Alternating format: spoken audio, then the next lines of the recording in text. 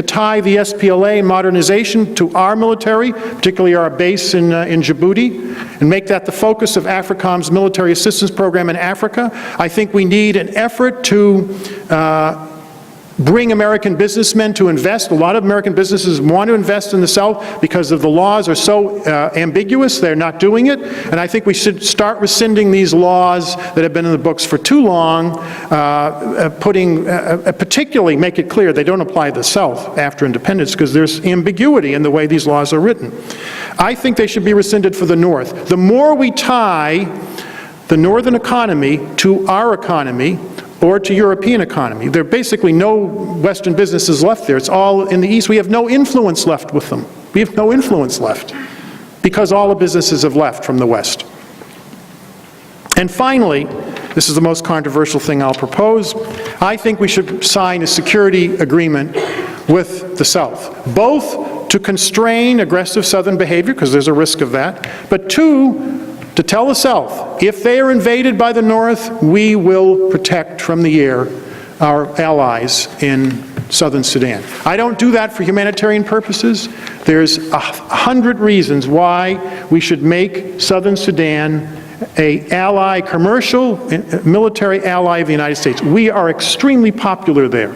They want an alliance with us, and I think it would stabilize that region in a way that South Korea was stabilized after the Korean War, in a way that I think would at least make clear what the red lines are. We will not tolerate an invasion of the South by anybody.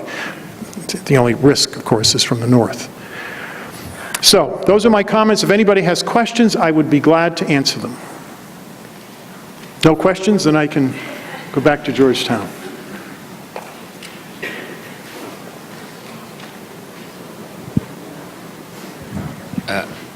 Given the situation of the region in general, could you tell us who you were? Well, my name is Hamdan Juma. I'm a Sudanese. I'm from the area of...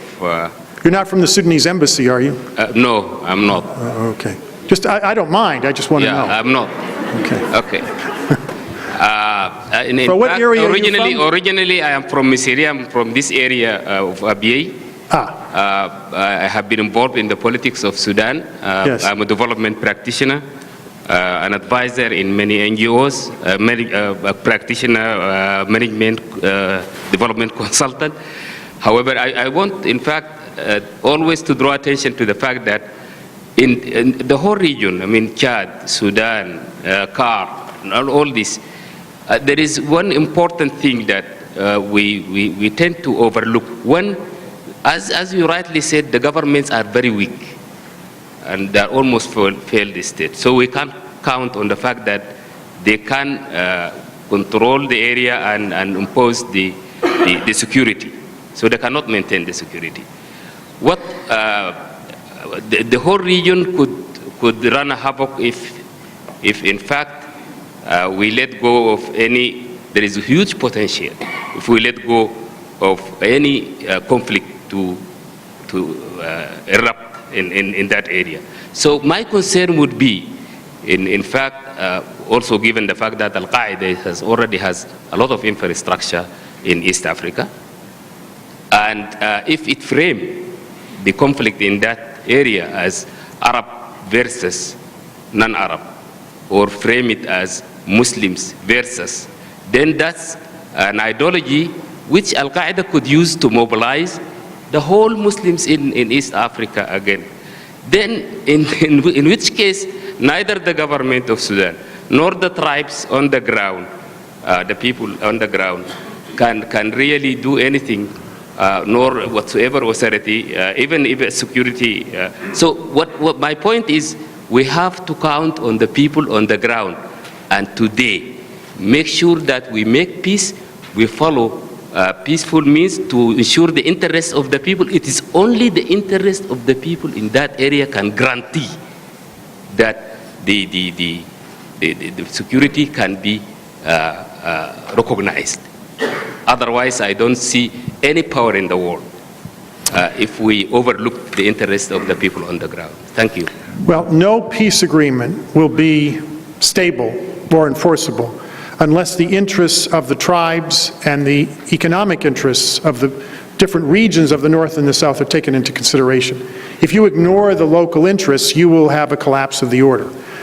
I think, though, that the notion that we can just leave it to the locals to make the agreement, I don't think that's what you're proposing. That would not work very well right now. In fact, it might start a war. A couple of comments. One is that I had a senior Arab diplomat, I won't say which country, who said to me, he's been around a long time, he said, if war starts again, it will unleash the forces of hell in Sudan. Because the NCP has killed so many people that there will be retribution against them. You know, Mary Anderson warns us in Do No Harm in her book, don't always assume that the people who are doing the aggression won't be on the defensive at some point, and they will be the ones atrocities will be committed against. Sides switch depending on what happens in conflicts, and the NCP is growing weaker and weaker, and I think, I've had Nauru Arabs say to me, you know, we don't like the NCP, we're going to all be at risk if this collapses, because they're going to come after us. They don't make distinctions when they come to Khartoum, the periphery, as to who's the NCP Arab and who's, you know, believes in democracy. And so there's a real risk if this starts, a war starts, particularly in the north, of atrocities, widespread atrocities against people that we don't even think of as victims at this point. In other words, at-risk populations right now. Unpredictable things will happen. So I think an agreement is very important. They have to take the local interests into account. However, because the NCP is worried about its own demise, of losing control of the country, they are using, in my view, the Abyei negotiation as their final chit. The two chits they're using with the South is Abyei and the referendum. Okay? And what they're basically saying is, you give us all the other stuff, we'll give you this. I think that's what's going on here. They're just holding it because they know it's annoying Dengalore and the Ngok Dinka. In fact, more than annoying them, it's enraging them. Okay? So, what I think has been a mistake in the strategy of this, international strategy, is to approach this piecemeal. They're making individual agreements, or trying to, and they haven't succeeded in doing it. They need the international community, the international mediators, to put a package deal on the table encompassing all of these issues in one package, and then let them renegotiate the elements of it. Because one piece will play against another piece within the package to deal with the border issue, the citizenship issue, oil revenues, Nile River water, the debt issue, even maybe some issues with respect to the popular consultations in the Nuba Mountains and in Upper Nile. So I think a comprehensive approach might have a better chance if it's brought in from the outside by the mediators. And I think that's where, at much of a stalemate now, I think that's what they ought to do tactically. Yes, sir.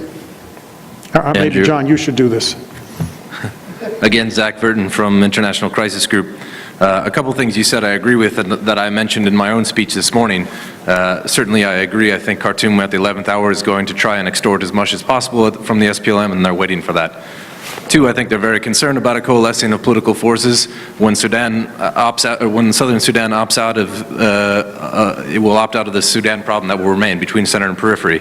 I agree, as I said this morning, that we need to focus on two states, not one, and that the North will need as much political and economic engagement as the South. You've said the same. Better to invest, align the economy of Khartoum, bring them out of isolation back into the political and economic fold. Khartoum's concerned about Juba meddling or supporting, Darfur rebel movements, et cetera, appealing to, they're feeling insecure, as you mentioned. Why then, if we're trying to bring Khartoum back into the fold, would it make sense at the same time to appeal to that insecurity by signing a military compact with the South? There seems somewhat of a contradiction there. It's not a contradiction. We've done it in other areas of the world, okay? What we're basically telling the North is we're going to normalize relationships with you, we're going to take down the sanctions regime, establish full diplomatic relations, allow American and European companies to invest, and maybe even have an aid program at some point. But we are going to strengthen the South too. We're not just going to strengthen the North, because if we take down those sanctions, we are strengthening the North. What are we doing for the South? The Southerners right now, we have very little influence of the South. The South feels abandoned by the United States. I'm just telling you what they're saying. I'm not saying it publicly, although Salva Kiir signed a letter calling for Scott Gratian's resignation. That is astonishing that happened. That would never have happened in the past, because I think we've gone too far in aligning interests so that we've given the impression to the Southerners that we're abandoning them. I believe they're taking a very tough position in the negotiations because they think they're alone. They certainly don't think the United States is on their side, I can tell you that. So how do you strengthen the relationship between the United States and the South sufficiently that the South will feel secure enough to make some compromises? The reason that John Garang signed the CPA, he was not going to sign, is he met with Colin Powell for an hour. It was supposed to be a 10-minute visit. It was an hour visit. And in that visit, John Garang said, I want an agreement from the United States for a military assistance program, which we have now, $35 million a year. It's not a huge program, but it's a program. It's been going on for 4 years now. I helped design parts of it when I was the envoy. It was one of my actual focuses was to begin bringing Southern military officers to the United States for military training. I introduced the Southern commander to the general or the admiral in charge, in command of the base in Djibouti. So we started it back then. It already exists, and it's in the CPA formally, that the South can get outside help. That's why John Garang signed the agreement. He said, if the United States is aligning themselves with us, with a huge aid program, with a military assistance program, then I feel secure enough to sign this agreement. The South has got to make some concessions, but they're not going to make concessions to the North in these agreements if they think the United States is going to leave them in the lurch. If you bolster the support for the South through something as forward as a military compact before Khartoum sees real normalization, which they don't trust at all. If you do that before, it won't then turn Khartoum. I think we should do both of them at the same time. That's why I'm talking about a package deal. The question is, if we do this alignment with this deal with the South, won't it make the North, who's already suspicious of our intentions, more insecure and therefore less likely that they will agree to... If you do it before, there's some substance of normalization. I think the North is correct. The notion that we have all these benchmarks, this benchmark stuff is just a way of delaying. In my view, it's not just the Northerners' view. I think the Northerners got a point. Bashir needs a defense for why he's signing this agreement. The Northerners, the extreme elements of the North, saying, you gave away 80% of our resources. What have we got for this CPA other than peace? We're not getting anything. All our resources are disappearing overnight. I think we need these measures for the North and the South right now as part of the package.